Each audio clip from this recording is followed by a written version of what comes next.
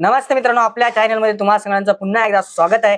आणि आज आपण असा टॉपिक घेऊन आलोय, डेलीच्या हिशोबानच टॉपिक आहे, जे की बिग बॉसच्या रिलेटेड आहे. पण यामध्ये थोडंसं मी पुढचं सांगणार आहे, जे होणार आहे त्यावरती मित्रांनो.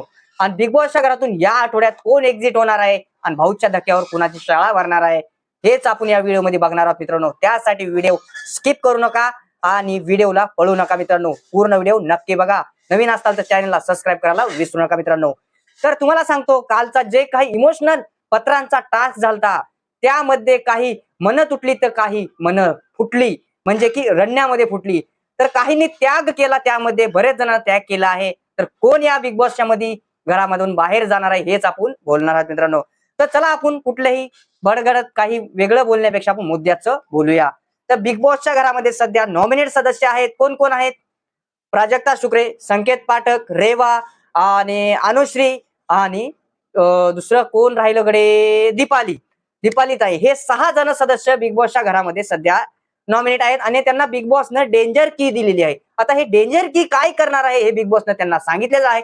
जरी कोणी चोरली या तुम्ही कुणाला दिली तरीही ते काहीही फायदा होणार नाहीये. जे नॉमिनेट आहेत त्यांनाच ते भोगतावं लागेल.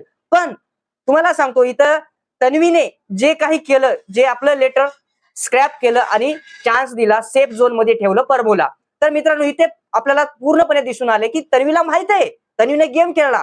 मी जरी नॉमिनेट झाले तर मी सेफ राहणार आहे, तिला 100% गॅरंटी आहे. त्यामुळे ते लेटर वाचण्याचा चान्स परबूला दिलेला आहे.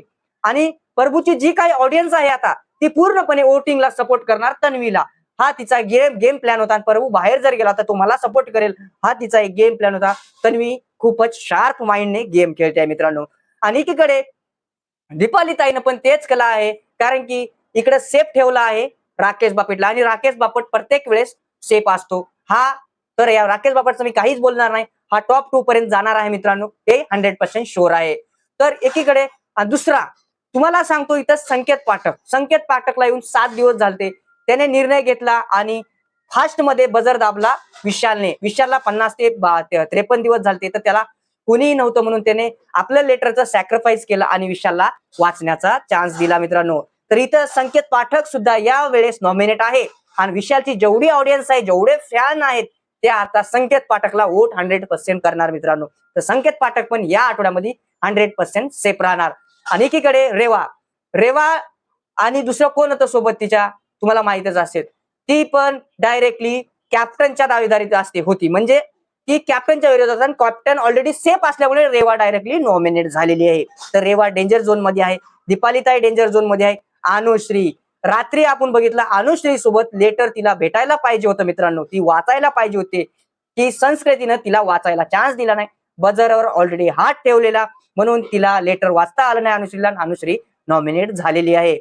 तर इथं सगळ्यांना सांगतोय की अनुश्रीला नॉमिनेट झाली तरी अनुश्री स्ट्रॉंग आहे, ती या आठवड्यामध्ये बाहेर जाणार नाही मित्रांनो.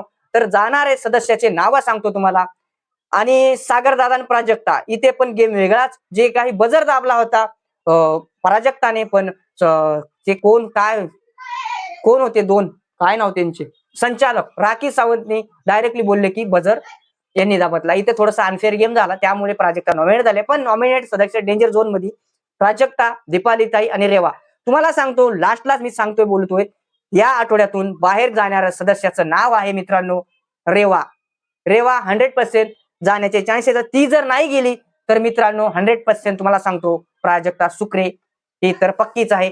तर मित्रांनो, व्हिडिओ कसा वाटला ते कमेंट मध्ये सांगा. आणि असेच व्हिडिओसाठी आपल्या चॅनलला सबस्क्राईब करा आणि लाईक करायला विसरू नका मित्रांनो. धन्यवाद.